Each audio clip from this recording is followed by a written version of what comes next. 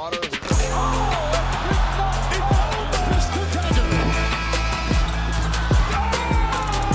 B going to work in the paint. Eastern Conference Final. New NBA champion. And it's a team from Toronto, Canada.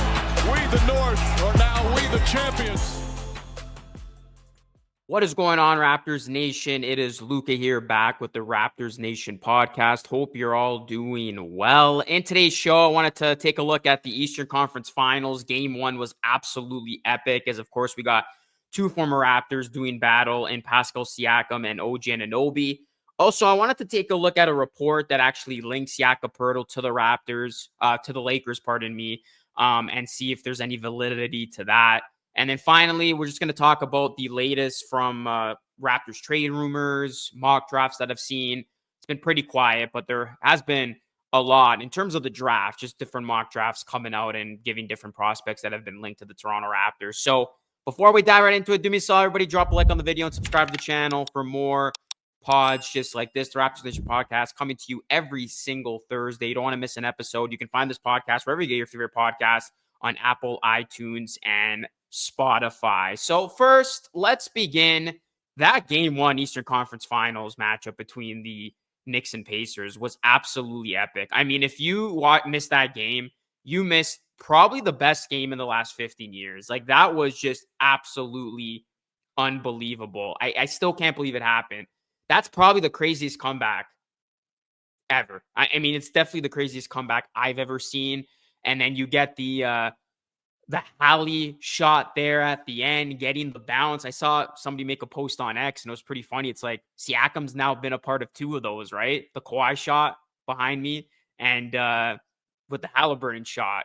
Obviously, different scenarios, different circumstances, but Halliburton getting that little bounce to go. I still can't believe he hit that shot. And when I was watching it live, I'm like, wow, Hallie just won the game off that, and then he hits the Reggie Miller choke celebration. And unfortunately, it wasn't for the game winner. That would have just been cold if that was for the win. But fortunately for the Pacers, that did not age poorly for them. They ended up winning in overtime, which makes that Hallie celebration still iconic. And it's a pretty full circle, history repeats itself moment for the Pacers, because it was 30 something years ago when Reggie Miller did that in the Garden, stunning the Knicks and Knicks fans, and Halliburton did that same thing in 2025. And that was just an unbelievable stretch of basketball that we saw in the final moments of that one. I mean, Neesmith hitting, 5 threes in a row.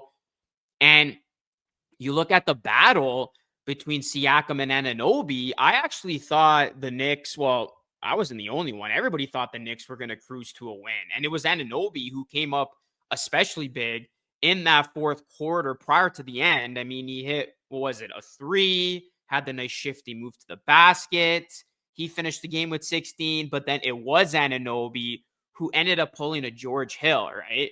Got to the free throw line, misses the key free throw, left the door open for the Pacers and for that finish to happen, which unfolded the way that it did. So Anunoby, I mean, he would definitely would have loved to have that free throw back. And that was basically what happened. That was bad in that quarter for him. The only thing I can recall that was bad in that quarter for him, because he was playing a flawless fourth. And then there was a interesting clip after I saw it on X. It was Anunoby and Towns. They had some words with each other, clearly upset. That was probably just because the Knicks had allowed the Pacers to come back into that game that they had absolutely no business coming back into. I mean, the Knicks led by 14 with just under 3 minutes to go. There's a crazy stat that a comeback like that hadn't happened in like over 1,000 instances, and the Pacers are finally the team to do it. So again, like, you simulate this 10 out of 10 times, I don't even think you get this outcome. That's how incredible, borderline impossible this actually was. And the Pacers, I mean, this is now their third epic comeback in the same postseason. They have now been dubbed the greatest comeback team, or at least I'm calling them the greatest comeback team. But Anunoby overall, I mean, he upped this game in the fourth. He came up with big shots, but just couldn't get that key free throw to fall. So obviously you're not going to pin it on him, but that's definitely a big miss in hindsight. Pascal Siakam could have had a much better game also. He does end up with 17 points, 6 assists, 5 rebounds, but we've seen him be much more efficient and much more impactful for the Pacers this postseason. But of course, the Pacers, they leaned on Nesmith. Like, he sparked this whole thing. If Nesmith doesn't catch fire from downtown, there is no Pacers comeback. He set the table for Halliburton to then do his thing.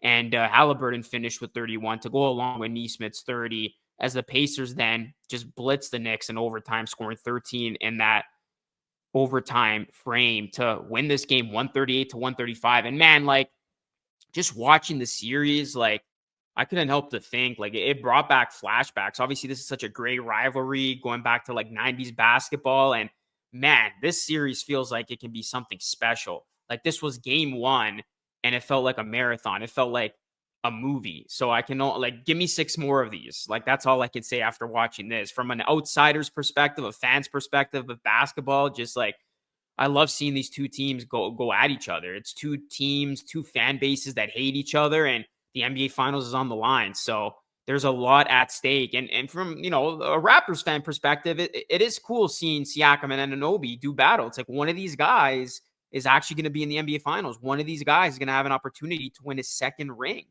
And, you look at it, I said it on X, I'm rooting for Anunoby because you look back to that 2019 championship run, he didn't play in it. And this is his opportunity now to show his importance, show his value during what Knicks are hoping is a championship run. And it would be cool to see Anunoby play in the NBA Finals just because he wasn't a part of that on-court product for the Raptors championship run, when, of course, Siakam not only was a part of it, but he was a key role in helping bring a championship north of the border. So I'm rooting for Anunoby just because I want to see him kind of experience that. He didn't get to do that in 2019. It would be cool to see him live that out now. But I mean, both these players have been just incredible pieces to their team, right? And I always said it, like, when you look back at the Raptors, it is unfortunate they weren't able to make something work. I always said the Raptors had great players, but they just weren't a great fit with one another. And I mean, just go back to the Raptors losing that play-in game against the Bulls in 2023. Like, if I tell you now that the Raptors lost that game with Fred VanVleet, Scotty Barnes, OG Anunoby, Siakam, and Poeltl in their starting five, like, you'd be like, wait, what? Like, it's crazy, right? The Raptors had the players, but they just didn't have the right infrastructure. And when you look at these players, in retrospect here, like Anunoby and Siakam, I always viewed as great pieces. Siakam's more of a definitive number 2. Anunoby, I wouldn't say is a number 2, more like a 3, 4 even. I mean, on the Knicks, you could say he's a 4. Obviously, when you have Brunson, Cat, Bridges, but he works great for them. Like, he's great for their system. And then Siakam, as that definitive number 2, he works great alongside the number 1 in Halliburton. And I always had the take, right? Siakam is a number 2. He's not the number 1 guy. And it got me a lot of hate from Raptors fans, but I end up being right. Like, you look at it now, it's like Siakam is that perfect number 2. And unfortunately, the Raptors just never paired a number 1 with Siakam. After Kawhi left, the Raptors were never able to find that number 1. Obviously, Siakam and Anunoby, with Fred, those are all pieces, but there wasn't a definitive number 1. And then Scotty Barnes was way too early in his NBA career, rookie, to be, deemed the savior. And even, later on in his tenure with Siakam. So that's the thing. If the Raptors just build properly around Siakam and Anunoby, yeah, maybe they would have had another deep playoff run. Maybe they would have had another NBA Finals appearance. Maybe they would have had another championship, dare I say it. I think when you have Siakam and Anunoby, they worked, but you needed that go-to guy. And the Raptors never had that. Like, Fred VanVleet, for as good as he was, I wouldn't say he's an elite guard. He's not a guard like Halliburton, Shea, Jalen Brunson. Like, you see, elite guard play is what the Final Four is comprised of. Ann Edwards, I know he's more of a shooting guard than point guard, but he has the ball in his hands a lot. So, like, you need elite guard play. And that's what Siakam needed beside him. He needed a number 1. He needed a guy who was very effective with the ball in his hands, a shot creator. And the Raptors just never gave him the right environment to truly thrive after Kawhi. And like Siakam's not the number one guy. He's perfectly situated as a number two. They tried to make him a number one guy and it just didn't work. And then Anunoby would have been the third guy. But of course, like the Raptors were never able to find that guy after Kawhi. And it's easier said than done. Like a player like that is hard to come by. We know it, following this team throughout their entirety of a franchise. So going back to that team, yeah, the Raptors had really good players, but they just weren't the right fit with each other. And the infrastructure just wasn't right. The Raptors were missing that first option that would, I think, brought him over the top with a supporting cast of Siakam and Anunoby. And then also another big thing that Masai never really gave this group was, like, until later, because when they got Poeltl, was a big, right? Like after Ibaka and Gasol, like that fizzled out. The Raptors were in search of that big. And then, of course, they did have Jakob Poeltl. But I always thought what would have been ideal with Siakam, and, Masai never got it done, is what he has now, a stretch five. Like Miles Turner is the perfect type of center you needed with Siakam. So it's like, even if they weren't going to get that number one, there are other ways to kind of amplify that roster, put him in the best position of getting a stretch five, getting shooters. And the Raptors had neither of that. Like, they didn't have that stretch five. And I don't even want to think back to how bad some of those teams were shooting wise, where like when you have players like, when I have a player like Siakam, you need to surround him with good competent shooters, and the Raptors didn't have too many of that. So again, Siakam and Anunoby, I think like they're two players who are undervalued, especially Anunoby. I've always been higher on Anunoby than Siakam just because I like what he brings defensively. You see him just impact the series with his defense, and I always thought like him and Barnes would have been truly special together. But yeah, I mean, it's great to see these guys really flourish and blossom in systems that were already developed. And I think that's the thing. Like, these are really good pieces, and we're seeing it. But unfortunately, on the Raptors, they were expected to be the guys rather than pieces, and it just never worked out. And I'm even talking about Fred too, because like Fred, like you see it now, he like on the Rockets, I know he like was carrying them through the playoffs, but he's not going to carry you through an entire playoff series. He's a piece. And that's the thing. The Raptors had really, really strong pieces.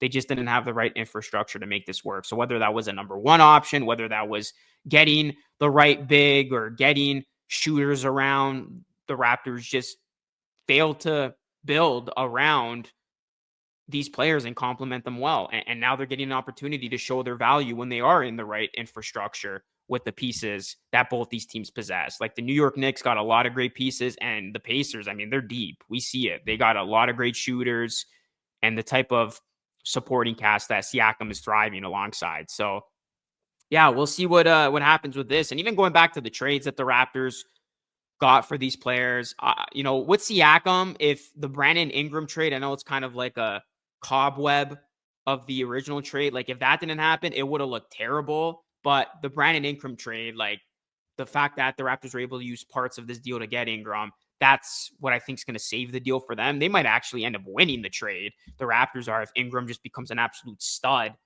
with Toronto. So that, was kind of saved with the Ingram trade because initially didn't look good. And then Anunoby, like I saw a graphic, like who won that trade? Obviously, if the Knicks go on and win a championship with Anunoby, you're going to deem them the winner. But I would still say it's even keel. Like it's too early to definitively say who won that trade. IQ still early in his Raptors tenure. RJ's taking a leap, and Anunoby's been perfect for the Knicks. So right now it's a win-win. But obviously, if the Knicks win the championship, that's going to change the verdict until the Raptors can show what they can do with IQ and RJ well acclimated in that system. So overall, yeah, it's been great to see, Siakam and Anunoby have their deep playoff runs, and Anunoby is 4 wins away. Siakam's 3 wins away from getting back to the NBA Finals. All right, guys, switching gears here to some current Raptors. Jakob Poeltl, he was recently linked to the Lakers. I also talked about this over on the Lakers Nation live stream with Ryan Ward. You can catch that live stream over at Lakers Nation, obviously the sister affiliate of this channel. I'll be doing more Lakers live streams over there with Ryan in the coming weeks. But anyways, one of the topics we talked about, which is what I wanted to bring on today's show is Jakob Poeltl. So this is what Michael Scotto of Hoops Hype said about Poeltl in a recent piece about the Lakers' interest in him. And I quote, Poeltl is owed $19.5 million for the 2025-2026 season and has a player option for the same figure for the 2026-2027 season. Should Poeltl not get an extension done with Toronto, a team such as the Lakers, who are seeking an upgrade at center, could have trade interest. Poeltl has previously signaled he'd like to get an extension done and remain a Raptor if possible, and Ujiri called him a backbone during his exit media availability. So Poeltl is extension eligible this summer. And honestly, I shut this down over at Lakers Nation. I'm going to shut it down here. I don't think the Raptors are going to trade Jakob Poeltl. I would be shocked. Like, this is a Raptors team that I think it's safe to say they're going to be trying to go for it. They're going to be trying to competing. They're going to try to get into a play-in spot, a playoff spot. I don't think they're going to have another quote-unquote lost season.